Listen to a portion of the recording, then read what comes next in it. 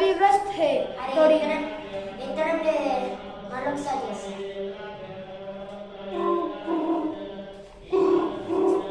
Hello చెప్పండి.